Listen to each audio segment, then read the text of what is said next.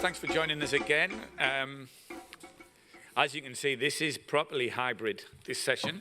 This session is on ESG. We already heard a number of our speakers previously mention ESG, Jeff Quartermain in particular. So I'm glad that we can time it to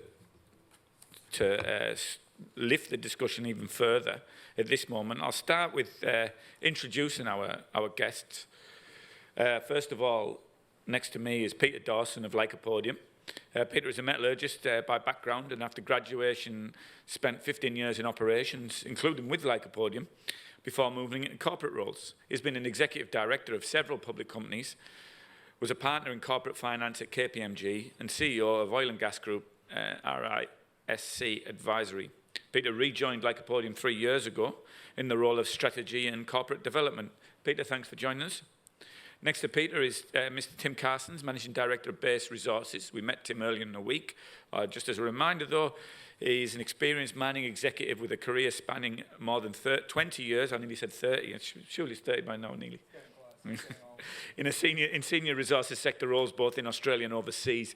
He's been Managing Director of Base Resources since the company's inception in May 2008. During this time, he's acquired, designed, funded, developed, and successfully operationalised the $310 million Kwale Mineral Sands project in Kenya, the country's first large-scale mining project.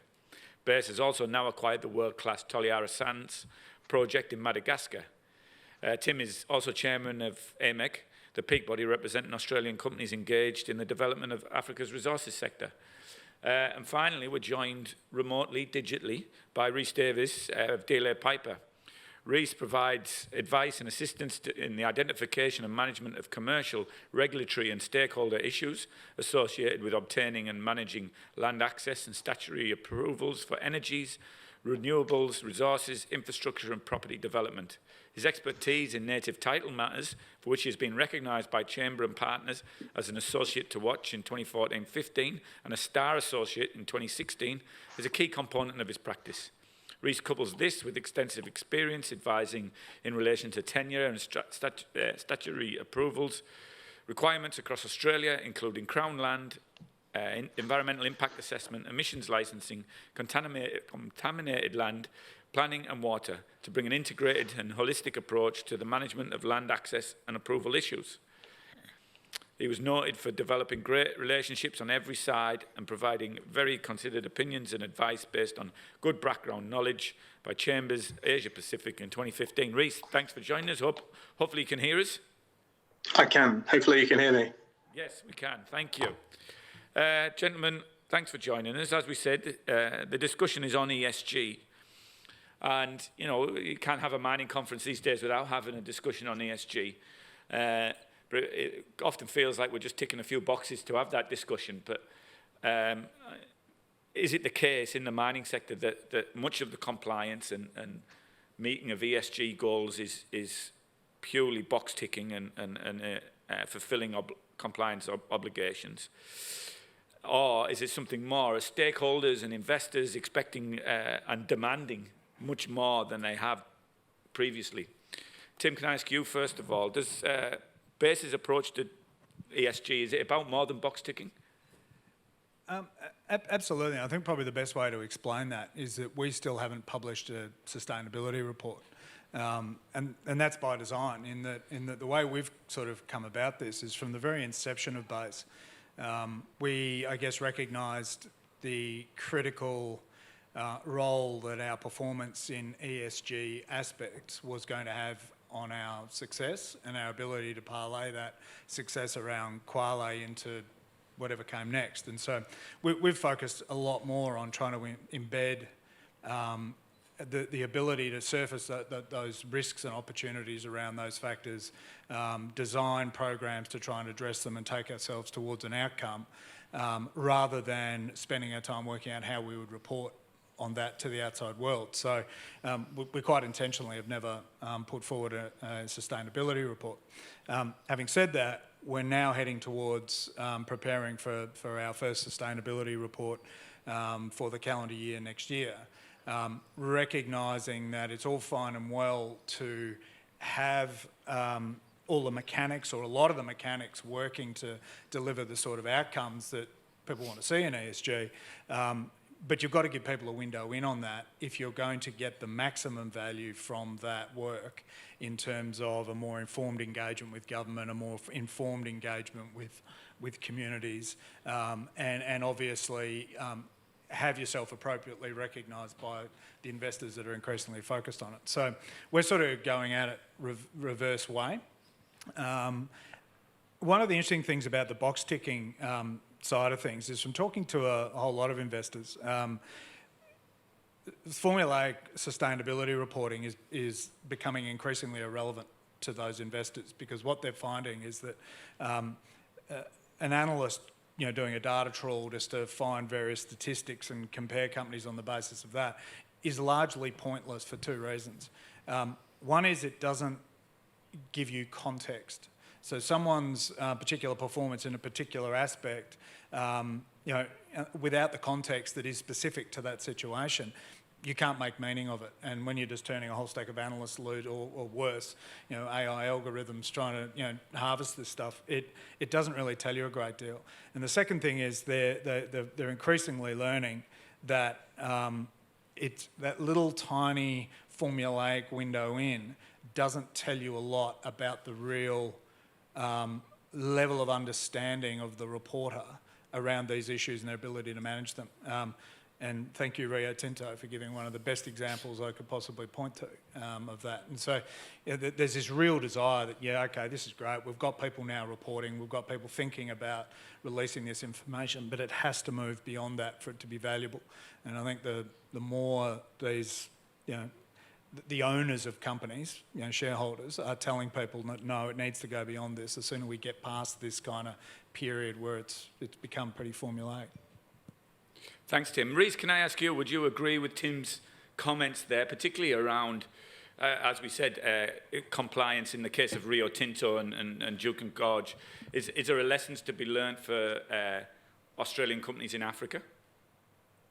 Yeah, absolutely. I think, from my perspective, Tim's used the magic word in there, which is performance.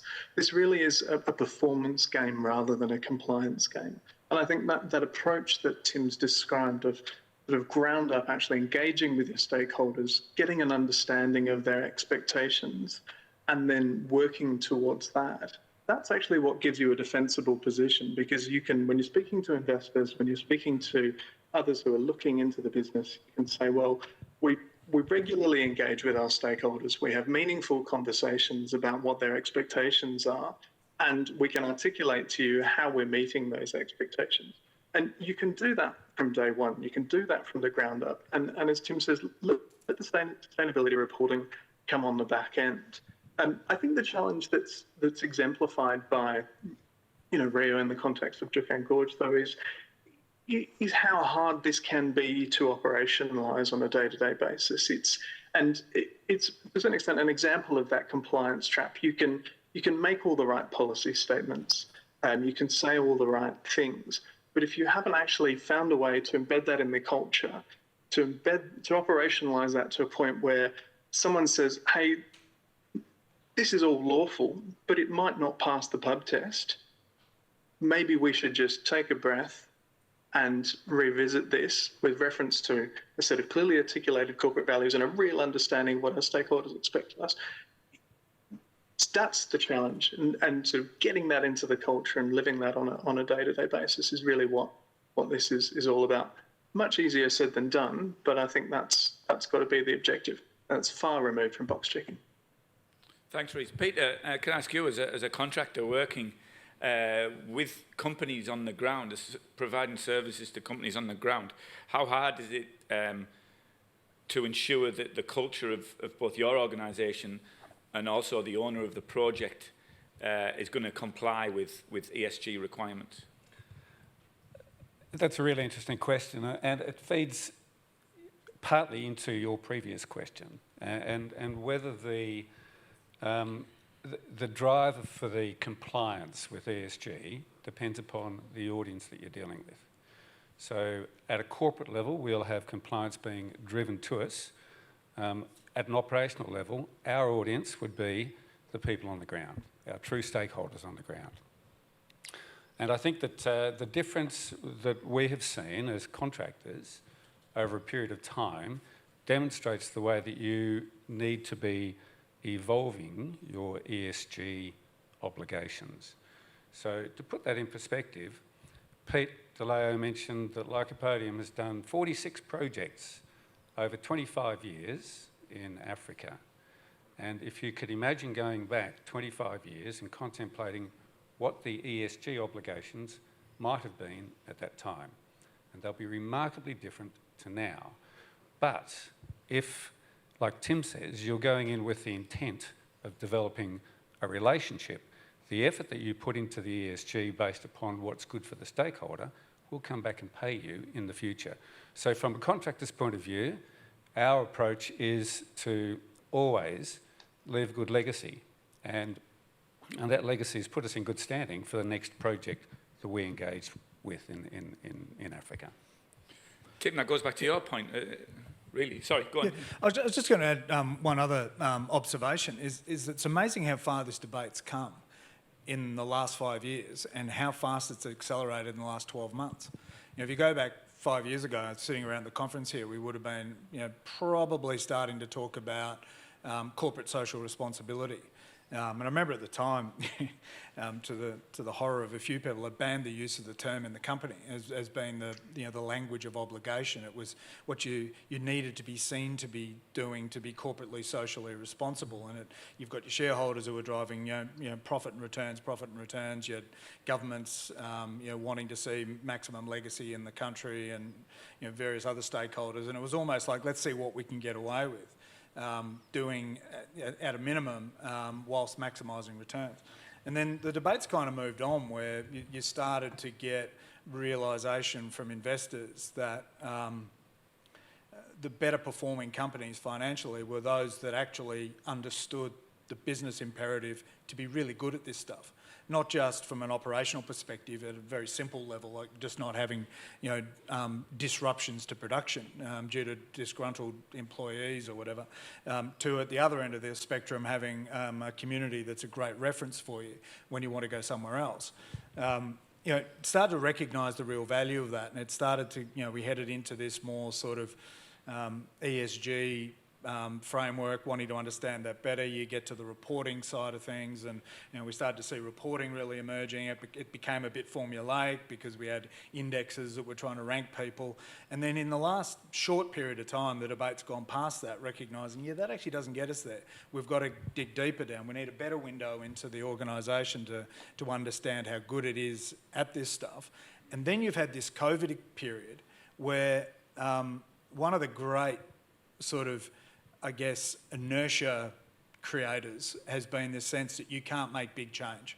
And if we've learned anything positive over the last 9 months, it's been that, when we put our mind to it, we can make enormous change. And suddenly there's just this impatience for the argument that it needs to stay the way it was. And we see it with employees now. If you want to attract the best and brightest to your organisation, you've got to have an engaging approach to these sorts of issues. Rhys, that's an interesting point that Tim makes about attracting employees and through your culture, really, and your approach to social issues, approach to climate change, for instance. Or is that then about building, you mentioned in your biography, a holistic approach to your ESG values? Yeah, look, I think it is. It's certainly a critical part of a retention strategy to be able to sort of articulate a clear sustainability vision. But I think as I mentioned before, and both the other panelists have touched on, it's about a broad set of stakeholders, and it's really trying to get a handle on the expectations from all of those quarters, whether you're looking at regulators or investors, lenders, you're looking internally at employees, or you're looking down your supply chain to contractors and other suppliers. And so, I think it's critical, looking at it from, say, a project sponsor perspective, to articulate that clear vision, but do that having had the conversation with the stakeholders and not taking that cookie cutter approach, but just saying, look, what are we hoping to achieve in this context for shareholders, and to create that sense of, not just for shareholders and other stakeholders, so you're actually getting that sense of shared value, as it tends to be called. Yeah, it must be a challenge in a way, though, that, different stakeholders are looking for different outcomes. How does international financiers and investors, their outcomes differ to those of host governments or communities? And how can you align those expectations? Yeah, it's a fair question. I mean, in a lending context, ultimately, if the lenders have a certain standard, that's the standard that you need to operate to make the project bankable. I mean, I think one thing to be conscious of, and perhaps a trap to avoid, is that you can't always satisfy all expectations at the same time. There will be some inconsistencies, perhaps between local communities and host governments, perhaps between regulators and what's the norm in country, and then perhaps what shareholders and lenders may expect. I mean, I've found that there can be a degree of flexibility if you've done the legwork to be able to tell the story and explain the context in a meaningful way. And I think Tim sort of alluded to that.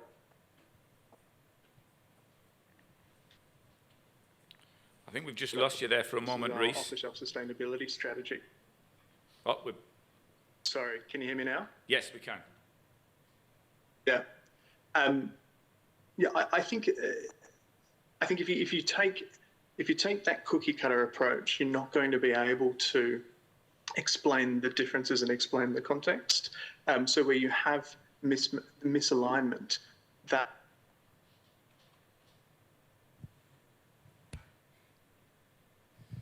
We've lost you again. We'll come back to you. Hopefully the signal will reset itself in a second. I'll come back to you in a moment, Rhys. Tim, can I ask you again? You obviously, Base Resources built Kenya's first mine, so stakeholder expectations must have been quite varied compared to what you're used to in, say, an Australian setting. How did you manage those varied expectations? It's actually interesting. The fundamental psychology that sits behind it isn't that different from what you experience. When I used to work at Ranger up at Jabiru and working with the Aboriginal community up there, my experience working at Broken Hill with the community of Broken Hill, just the expectation that you're going to make our life better in some way. People always want a better outcome than the one that's in front of them. Completely natural and completely logical. One of the real interesting things I saw before in Jeff Quartermain's presentation, and to me this is where it all sort of boils down, is finding that fair and felt fair and equitable share of the benefits from the activity. And a large part of being able to strike that balance you're talking about is increasing people's understanding of the activity and where risk is, and what the full breadth of the opportunity that you're bringing is and why it's fair. And in order to do that, you've actually got to demystify the company a bit. People have got to feel like they can trust what you're saying, they understand the business case for why you're doing what you're doing, because that makes it so much easier to go, okay, well, I kind of get that. I'm not suspicious about why you're doing that for me. And that's where I think, from my perspective, where this whole ESG evolution can make a massive change to our lives as miners, is sterilise the mental model that still sits there for a lot of governments, a lot of communities, about what big mining actually means. It's come in, it's rape and pillage, it's resource curse, all this sort of stuff, and the transparency that full sort of ESG exposure presents, I think, demystifies that. It helps you to strike that balance with those stakeholders. And the really big one for me is it helps me to have a much more sensible and positive engagement with NGOs, who otherwise, they're the outlier in expectations. You can never, ever achieve an outcome that's going to satisfy that expectation. But I think this is one of those mechanisms that can open things up and bring people together to better understand that felt fair and equitable share of benefit. Thanks, Tim. Peter, did you have anything to comment on? Oh, the only thing I'd add to that is that from our perspective as an engineer, we work very much with the client, and the client drives that ESG philosophy.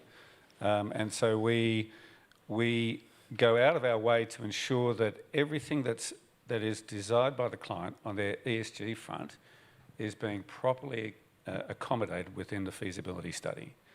There might be a series of activities or events or processes that the client wants to adopt, and provided that they're built into the schedule, there are no surprises that come when the ESG strategy is laid out. But in the absence of the proper planning, then there can be ultimately surprises that aren't good for the client and potentially not good for the community. So that's from the engineering perspective. I just wanted to go back and talk about the broader range of outcomes that can be obtained from an ESG approach. Bill Witham's in the audience at the moment. Bill is working on something that Tim is working on, we are working on at AMEG, which is to develop a portfolio of solutions for ESG. So there's not one size that fits all. And if there are a series of war stories that all of the members of AMEG put forward, then we're able to see what is working within the ESG environment, what is not. So that's a big area of activity for AMEG, and hopefully, Bill, that will be up early next year. I hope I haven't put you on the spot there, Bill. Bill, did you want to make comment? Christine's got the microphone there. Did you want to add some comment to that? No, I think I'm just listening to the conversation. I think it's great. Yeah, it's very important. Obviously, the awards are a part of telling that story. And I think we have progressed a long way. I was actually just sitting here thinking, I wonder if AMEG is even going to have a role in the future, because ESG is going to be so incorporated into what everyone says and does, that there won't, it's just what we do, and we do it well. And the reason that AMEG was formed was really around raising that awareness, both of what was being done well and what people needed to do. So as Peter Dawson just said, we are going to have more histories, more hero stories, more of a kit bag for people to use. But I've been really impressed today. In fact, I was really impressed with Jeff Quartermain. I'm not sure if he's here, but just to hear Jeff's language change the last 3 years, I reckon that's just a classic case of a company. We're always doing good things, but how he's now clearly articulating it. And I think that's where we've got to get better at. I think there's a lot of stories out there, and hopefully next year in the awards, that articulation gets better. Tim says it very well. A lot of you say it well, but the rest of the industries will catch up. Yeah. Rhys, can I ask you I'll just ask Tim how hard it was to meet different varied stakeholder expectations in a country that wasn't really familiar with commercial mining. There's a lot of countries in Africa where the ESG obligations, if you like, much lower hurdles than we have here in Western Australia, or what companies are used to experiencing and meeting here in Australia. How should companies approach ESG strategies when host governments are lacking the rigour of Equator Principles or IFC standards? Yeah, I think there's probably a couple of elements to that. I mean, the first aspect is to say, from a bankability perspective, you're still going to need to have an eye on the Equator Principles and the IFC performance standards. I mean, they are the laws of the land insofar as lenders are concerned, and so that is a standard which will ultimately need to be adhered to. And then, as part of the homework, I mean, you need to understand then the difference between, or the extent to which there's gaps between what the international standards might require and what the domestic standards might require. But it's then not just a sort of academic exercise of understanding the gap, it's actually getting to the genesis of why that's different. And from my perspective, that's again about local context. And it's again about not approaching it on a cookie cutter or a box checking basis and saying, well, okay, yes, I might be in a jurisdiction that perhaps doesn't have the same sort of rigour as I might be used to, or might come from other jurisdictions, and yes, it may fall short of the international standards. But let's not make a snap judgment about whether that is a good thing or a bad thing. Let's spend the time on the ground to try and understand why it is that way, what the reason for that might be, and let's try and respond to that. Thanks, Rhys. Tim, can you talk your experience in Kenya and even perhaps Madagascar? Have you had to take a lead in that regard? Yeah, I mean, in Kenya, Kenya's caught up pretty quickly on the back of us. When we first went in to Kenya, there were no local content requirements. There were no requirement to have a workforce evolution plan to localise the workforce or anything like that. That's all now come into place, and I think a few people are cursing the fact that we've been able to get to 98% Kenyan workforce, because it's kind of created a bit of a bow wave. But they've caught up and they've kind of learnt from what's possible, and they're now looking to apply it elsewhere. In Madagascar, there's relatively little sort of specific focus on in what way the value comes to the country. They're very focused on trying to make sure as much of the value as possible stays, and local content is a big part of it. Employment practices and workforce development are a big part of it. Obviously, all the usual royalties and taxes and everything else. But they do take a more holistic view of what's staying in the country.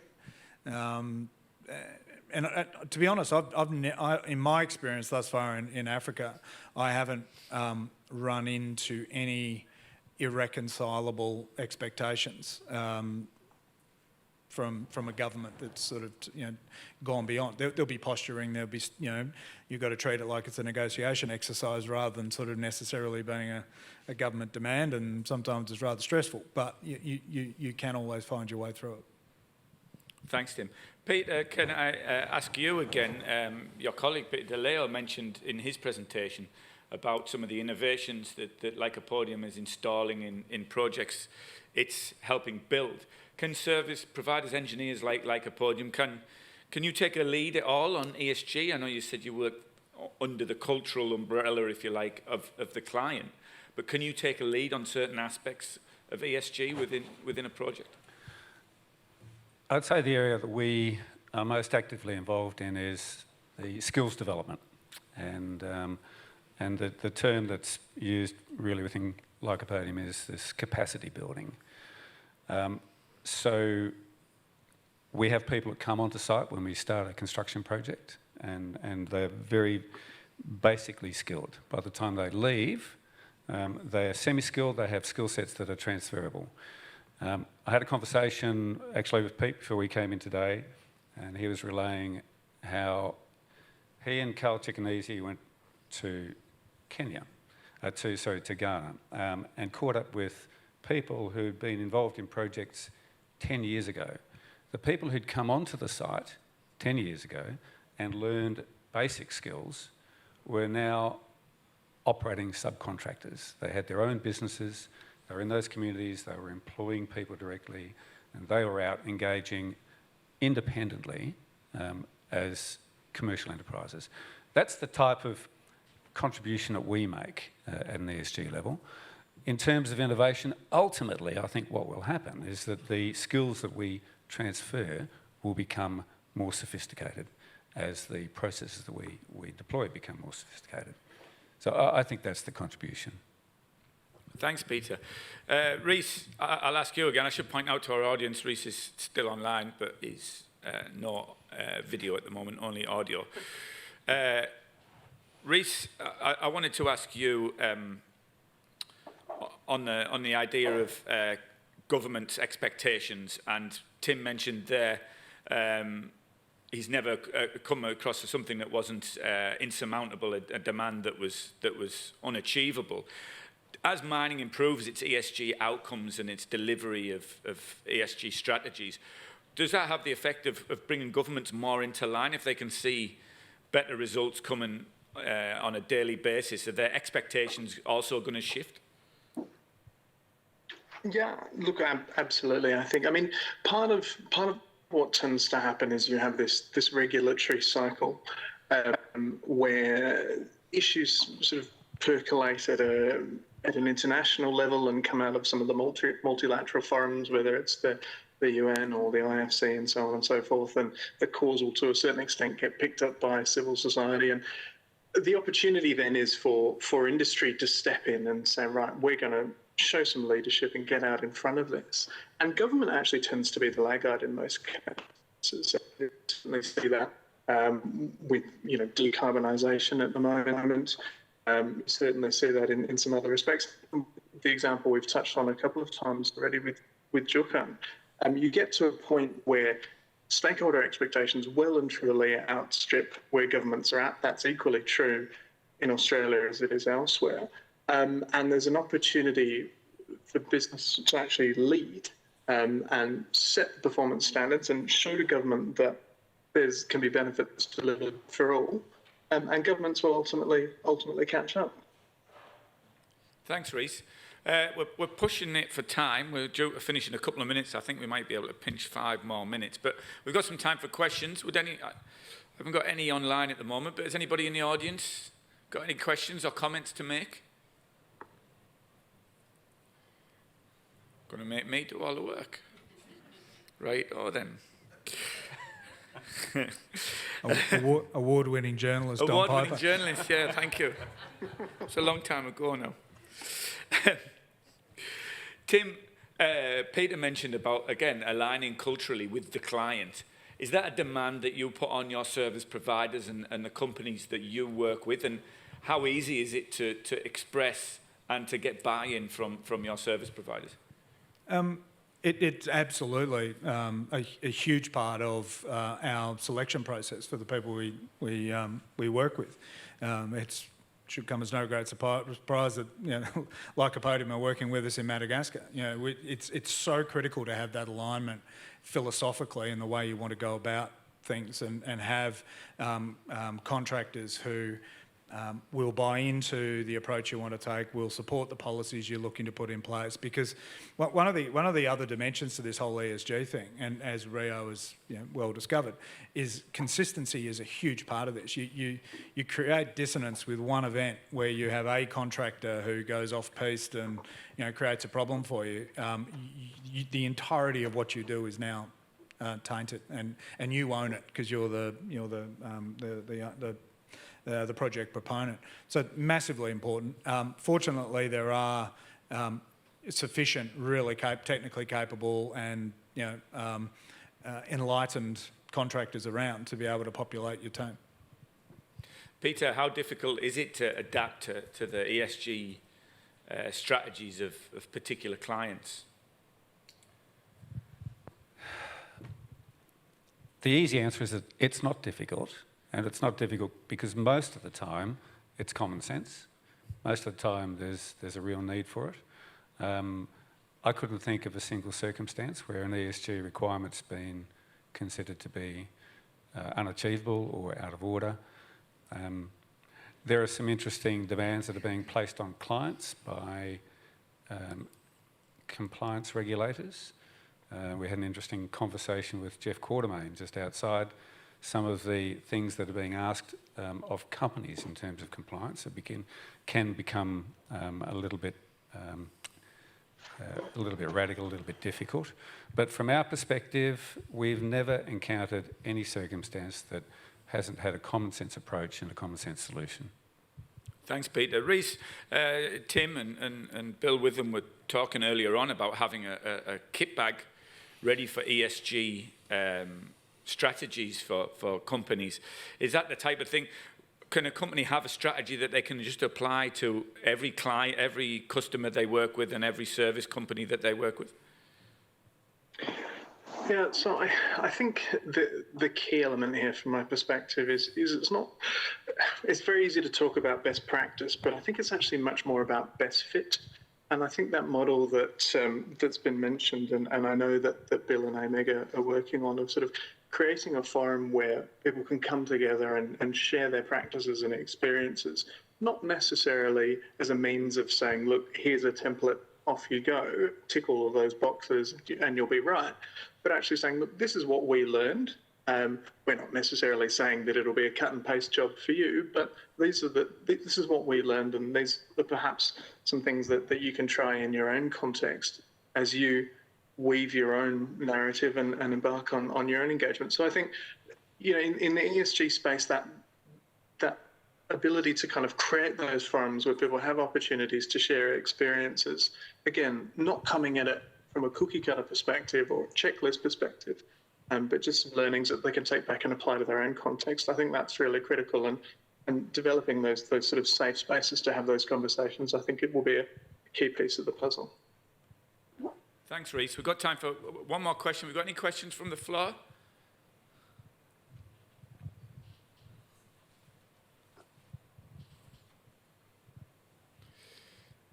That's a good colleague, does that, rescues his teammate. Michael Washburn from Paydirt Media. Unfortunately, not an award-winning journalist. I just make those I work for look good. Tim, you mentioned before about how 5 years ago investors were all about profits and returns and these sorts of things, and the landscape sort of changed a little bit now, where some are asking about ESG. I guess what types of investors are the ones that are now looking to see more ESG policies in sort of the, I guess, the business case that they look when they go to invest in a mining company? It's a huge range. I mean, I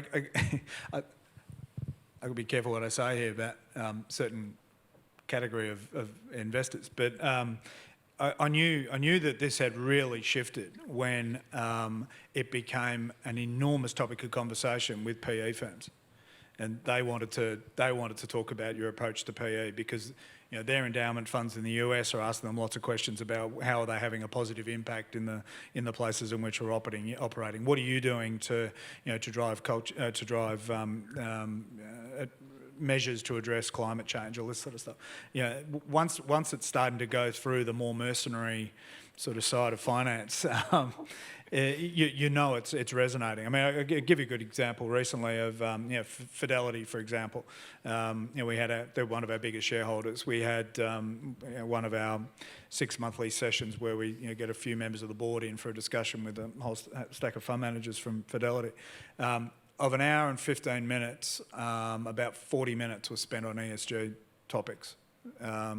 They wanted to understand how we thought about these things, how we linked it into strategy, how it flowed through to the bottom line. Why did we see it as making business sense? X, Y, and Z. So it's ubiquitous now, in my experience. Great question, Michael. Rhys, can I put a similar question to you? Are you seeing evidence of this? Are you seeing the big investors driving ESG, the focus on ESG rather than multilateral organisations and so forth? Yeah, absolutely. I mean, there's been a big push recently, obviously with some of the super funds in Australia and pension funds out of the UK and elsewhere starting to be really clear about their expectations in these areas, starting to be really keen to get into some of the detail. And look, I mean, that's not without its challenges, but overall I think it's more helpful to have them starting to put pen to paper and saying, look, this is what we'd like to see, and having those conversations rather than not. So I think that engagement by and large is to be encouraged. Tim? Yeah, well, I mean, one of the interesting things for me is that the multilaterals and the lenders, and particularly the development financial institutions, have been pushing this sort of agenda for a very long time. Governments in one way, shape or form have been pushing similar agendas. Communities have. One of the really big things that's changed is the investment community now also pushing. Regulators starting to lean in on these sorts of issues and building them into regulation.